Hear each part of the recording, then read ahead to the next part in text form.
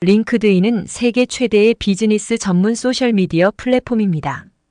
2023년 상반기 기준 9억 5천만 명의 회원을 보유하고 있습니다. 링크드인의 공동 설립자 겸 회장이었던 리드 호프만은 2016년 262억 달러의 링크드인을 마이크로소프트에 팔아치웁니다.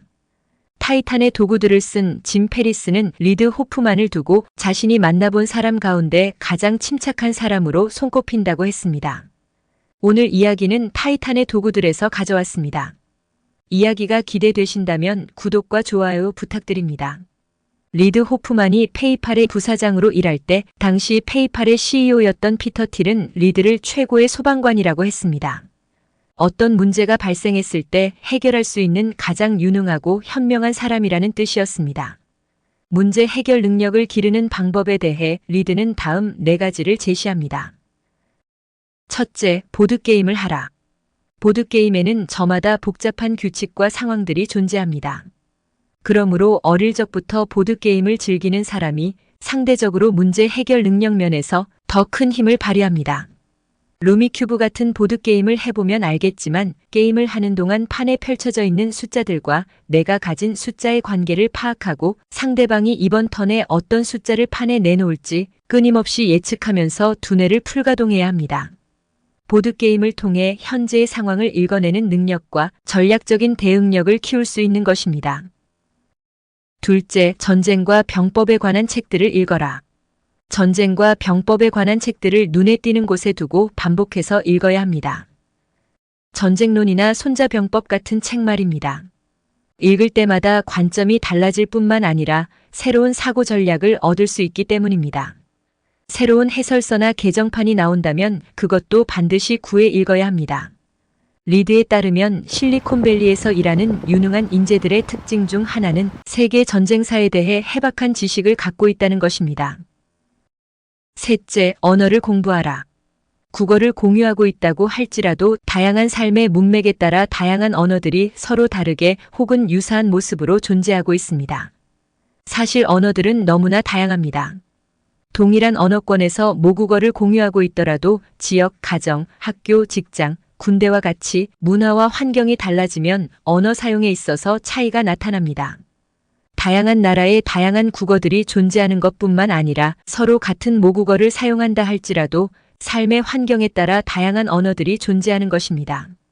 그런데 만약 그 언어 환경의 규칙을 발견하지 못하거나 따르지 않는다면 그 언어가 통용되는 곳에서 제대로 생활을 해낼 수 없게 됩니다. 그러므로 우리는 어떻게 커뮤니케이션해야 하는지를 배워야 합니다. 타인에게 어떤 문제에 대해 이야기할 때나 언어를 최대한 긍정적인 수단으로 활용해야 할 때에 커뮤니케이션 능력이 필요합니다. 언어를 공부하면 언어가 작동하는 방식과 작동하지 않는 방식에 대한 통찰을 얻을 수 있습니다.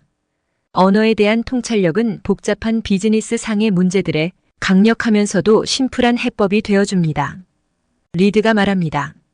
나 또한 관계와 커뮤니케이션의 문제에 부딪힐 때면 비트겐슈타인이 남긴 다음 명언을 자동적으로 떠올립니다.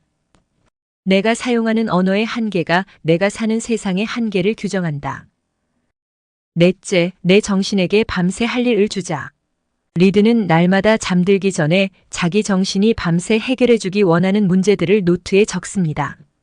그는 그 이유를 이렇게 설명합니다. 나는 우리가 떠올리는 생각의 대부분은 잠재의식이 만들어낸 결과물이라고 생각합니다. 따라서 우리가 수면을 취하며 긴장을 풀고 원기를 회복하는 동안 다양한 해결책이 잠재의식을 통해 떠오를 수 있습니다. 그걸 이용하자는 것입니다. 온갖 고민과 복잡한 생각을 끌어안고 잠자리에 들라는 의미가 아닙니다. 오히려 그 반대입니다. 잠자리에 들기 전에 생각들을 노트 위에 내려놓으면 잠자리가 한결 더 가벼워집니다.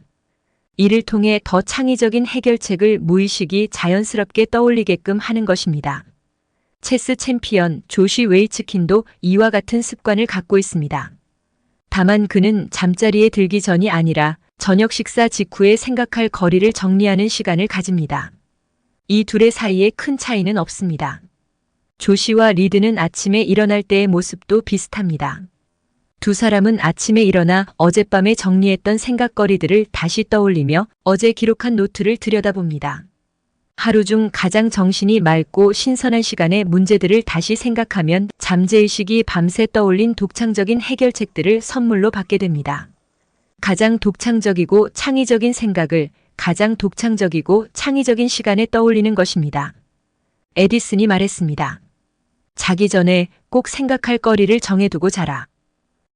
지식 담기였습니다. 함께 해주셔서 감사드립니다. 영상이 좋으셨다면 구독과 좋아요, 공유 부탁드립니다.